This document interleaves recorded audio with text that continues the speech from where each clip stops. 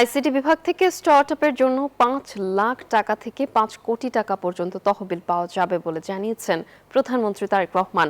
সকালে ঢাকা বিশ্ববিদ্যালয়ে নবাব নওয়াব আলী চৌধুরী সিনেট ভবনে তারুণ্য, স্টার্টআপ ও সম্ভাবনার বাংলাদেশ অনুষ্ঠানে এ কথা বলেন তিনি। সরকারের তথ্য ও যোগাযোগ প্রযুক্তি বিভাগের উদ্যোগে আয়োজিত এই অনুষ্ঠানে প্রধানমন্ত্রী জানান, যারা উদ্যোক্তা হতে চায় তাদেরকে সহায়তা করবে সরকার। স্টার্টআপে প্রথমবার ব্যর্থ হলেও সম্ভাবনা থাকলে দ্বিতীয়বারও তহবিল যোগান দেওয়া হবে। Bashundhara public school and college ২০২৬ শিক্ষাবর্ষে ভর্তি চলছে। এন্টারপ্রেনার যারা আছে ওই ধরনের এন্টারপ্রেনার, যেমন ধরেন যেটা বললাম সেমিকন্ডাক্টর